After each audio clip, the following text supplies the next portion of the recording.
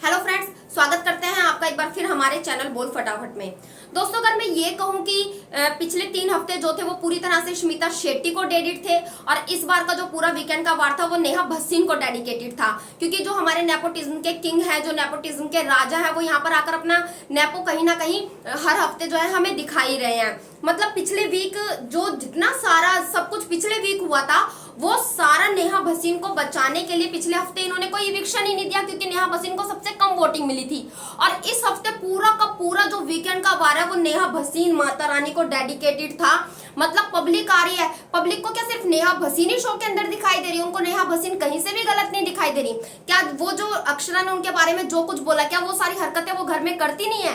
क्या पब्लिक को दिखाई नहीं देती? तो मेरे हिसाब से तो मुझे ऐसा लगता है कि जितनी भी ऑडियंस आई थी और जो वो सवाल पूछ रही थी घर वालों से, वो सारे जो थे बिग बॉस की टीम के ही मिले जुले थे। मुझे ऐसा फील होता है भाई, क्योंकि जितने भी क्वेश्चन थे सारे नेहा भसीन के सपोर्ट में थे और सारे जो क्वेश्चन है वो सिर्फ अक्षरा और दिव्या से ही पूछे गए थे। क्या घर में स्मिता शेट्टी के लिए कोई सवाल क्यों नहीं उठा कि भाई आप जब मर्जी अपने आप को नॉमिनेट कर लेती हो, जब मर्जी आप अपने आप को जो है बोल देती हो मैं टास्क नहीं खेलूंगी, जब मर्जी आप बोल देती हो कि भाई मैं जो है दंड नहीं लूंगी, और बिग बॉस जी आपके सामने से सर झुका के खड़े हो जाते कि जो दीदी आप कहेंगी वो आपका हुक्म सर आंखों पर, क्योंकि आप तो हम एज अ पर्सनैलिटी आपको लेकर आए। वो मैडम अपना घमंड यहाँ पे निशांत, उस निशांत ने जो है स्मिता शेट्टी को बिल्कुल सही नाम दिया है घमंडी का।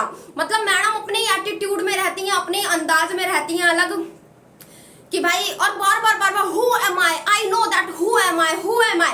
भाई तुम्हें कोई नहीं जानता, तुम खुद बोल चुके इस चीज को कि मुझे सब इस चीज से पहचानते कि मैं शिल्पा शेट्टी की बहन हूं और तुम कुछ नहीं हो, इसलिए तुम इस शो में आई हो। इस शो में वही बंदे आते हैं जो अपनी पहचान बनाना चाहते हैं।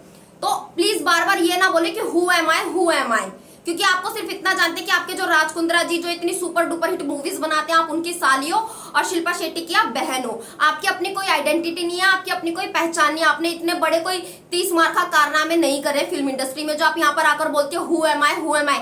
तो भाई मैं कहती हूँ कि निशांत भट्ट को तो ना आगे जाना चाहिए, क्योंकि स्मिता शेट्टी से जो बंदा टक्कर ले सकता है ना वो सिर्फ निशांत भट्ट और मूज ही है। बाकी तो सारे घर में उससे दबे प्रतीक भी कहीं ना कहीं स्मिता शेट्टी से दबा ही रहता है। स्टार्टिंग में उसने करने की कोशिश की थी, लेकिन नेहा का कनेक्शन बनने के बाद ना वो कहीं ना कहीं जो पूरी तरह से दब गया है, वो पूरी तरह से बैकफुट पे खेल रहा है। तो उसके लिए जो सवाल आया था प्रतीक के लिए, वो सवाल तो पूरी तरह से सही था। अपने लिए वो कोई भी स्टैंड नहीं ले रहा है। घर में अगर मुझे किसी का कनेक्शन लग रहा है ना तो वो सिर्फ और सिर्फ निशांत भट्ट और मूस का, क्योंकि राकेश जी जो है वो स्मिता शेट्टी के कहने पर चलते रहते हैं, क्योंकि उनको लगता है भाई मुझे तो, और मुझे पता है कुछ ऐसी फीलिंग भी आ रही कि इसका स्मिता का और राकेश का ना बाहर से ही कुछ चल रहा था, तो इनको बिग बॉस वालों को मसाला चाहिए था, तो भैया बिग बॉस ओटीटी में लिया है दोनों को। क्योंकि हमने देखा था कि 2-3 दिन बाद ही जो दोनों एक दूसरे को पप्पी शप्पी हग शक करने लग गए थे। मतलब इतना तो कोई किसी को ओपन नहीं होने देता ना 2-3 दिन में ही। 2-3 दिन के बाद से जो इनकी लिव स्टोरी एकदम से चालू हो गई थी, तो मुझे ऐसा लग रहा है कि ये मसला जो है ना थोड़ा पीछे से चलता हुआ आ रहा था। तो बिग बॉस जो है पूरी तरह से जिस तरीके से नेहा को, स्मिता शेट्टी को, राकेश बापट को सपोर्ट किया जा रहा है ना, वो पूरी तरह से हमें शो में दिखाई दे रहा है। और कहीं ना कहीं, और मैंने कल सुना भी था कि राकेश और स्मिता बैठकर बातें कर रहे थे कि बिग बॉस 15 में जो है मैं स्मिता, राकेश जी बोल रहे थे मैं स्मिता और क्या नाम है उसका प्रतीक और नेहा, हम चारों जो है वो आगे जाने वाले। तो यानी कि पहले ही पूरा का पूरा शो है जो पहले से ही कहानी, इसकी स्टोरी जो है वो लिखी हुई है। लेकिन मैं चाहती हूँ कि भाई निशांत भट्ट और मूस, तो इसलिए जितना हो सके ना, जितना ज्यादा से ज्यादा हो सके तो आप लोग निशांत और मूस के लिए वोट कीजिए, क्योंकि निशांत बिल्कुल एक कहते हैं ना ऑनेस्ट बंदा, जो वो मुझे निशांत के अंदर दिखाई दे रहा है। हालांकि वो अपनी गेम खेल रहा है, चालाक 3 जो भी है 2 3 5 वो करता है, लेकिन बंदा ऑनेस्ट है, दिल का साफ है। जो उसके दिल में होता है वो उसकी जबान पर होता है, और सही के लिए स्टैंड लेना भी उसको आता है। तो आज का जो पूरा का पूरा वीकेंड का वार था वो डेडिकेटेड था नेहा भसीन को और स्मिता शेट्टी जी को। और जिस तरीके से भाई इन दोनों ने मिलिंद और अक्षरा को जो है इविक्ट किया है, पहले तो इन्होंने करण को बाहर निकाल दिया था कि भाई रिडिमा को इसलिए बाहर निकाला गया था क्योंकि भाई करण की वो जो थी पार्टनर थी। लेकिन और इनका ये रूल भी था, अगर आपको ध्यान हो वोटिंग का, कि भाई जोड़ी के वोट मिलाकर जिसके कम वोट होंगे उस जोड़ी को बाहर निकाला जाएगा। तो अगर वोटिंग के हिसाब से देखा जाए तो दिव्या को तो कम वोट मिलने चाहिए ना।